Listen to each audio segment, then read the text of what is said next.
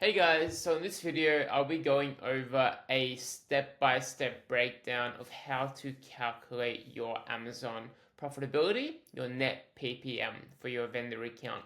For those of you who don't know me, my name is Benjamin Bolshinsky. I used to work at Amazon in the vendor management team, and now I run an agency called Vendor Launch where we work with Amazon vendors to drive their purchase orders. So without further ado, what is net PPM? What is the profitability metric that we'll be going over? So basically, net pure product margin, also called net PPM, is the main KPI that Amazon will use to assess the profitability of your products. It is calculated as shipped revenue, so what Amazon will sell to the consumer, shipped revenue minus shipped PCOGs, which is your product cost of goods sold, so what Amazon will pay you, what you will invoice Amazon, adding any cost of contra COGS, CCOGS, this is the terms that they will claim back, the trading terms, less any sales discounts that may or may not be relevant, and then we divide that by the shipped revenue, and it's expressed as a percentage. Every category will have a different net PPM target. For example, the consumables category, 30 to 35% net PPM. Something like soft lines, hard lines, hard goods are typically a bit higher, closer to 45 maybe percent. So it's really important that you work with your vendor manager to understand what your target for the category is, what their KPI is, and then how you're going compared to that target. The reason why this is important to track is because think about it from Amazon's perspective.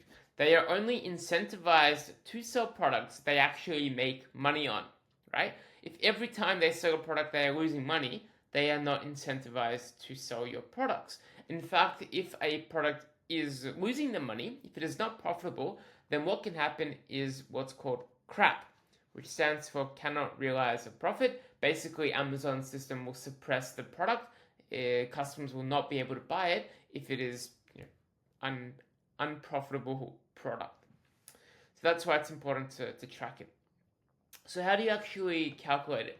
So I've got an example on the screen here of a unit-based calculation to find out your net PPM. So there's a couple things just before I go through the line items. The first thing is each of these metrics exclude tax. So for example, VAT, value added tax, or here in Australia we have GST, general services tax of 10%. So typically the site price will include the tax, which is what the customer pays. But for the purposes of calculating the net PPM, we remove the taxation, that 10% tax. And so in this example, we've got a site price of $110, just to make calculation easy.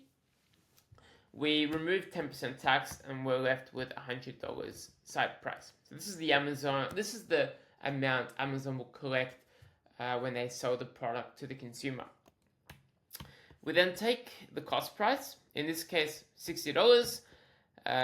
This is the cost you've added to Amazon, and then terms. So just going over the definitions for these line items. So terms are the trading terms with Amazon.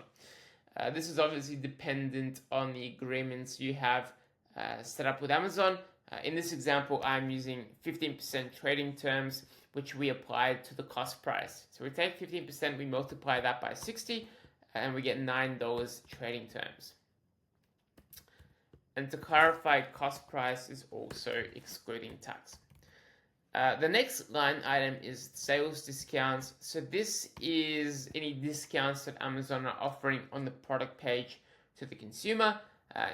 Prime Day, for example, buy $40, get a voucher. Any small discounts that Amazon are offering to the consumer, then we would subtract these as well. This is a cost that Amazon will incur, and it will impact net PPM.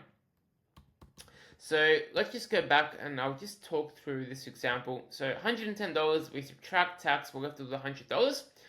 Then we take the cost price, 60, we take terms, $9, which is 15% of 60. Sales discounts, I added $1 for simplification purposes. And so what we do is we take the $100, subtract 60, add the terms. Amazon are claiming that back from you. And then we subtract the sales discounts. And we are left with $40. So this is net PPU. This is the pure product absolute value on a unit basis, and what they're actually making in terms of that per unit profit amount, which in this case is $40. But typically, net PPM as a metric is expressed as a percentage. So we take the $40 and then we divide it by the shipped revenue, or the site price less tax, which in this case is $100. And so 40 divided by 100, we get 40% net PPM. So that's a step-by-step process. The other thing I haven't included here is, for example, promotional agreements. If you've got any promotions running and you have any agreements that you've signed, then this is money that Amazon will also make. So you can include, the promotional rebates as well. And this really is just, you can add these to your terms in terms of the, the line items here. Add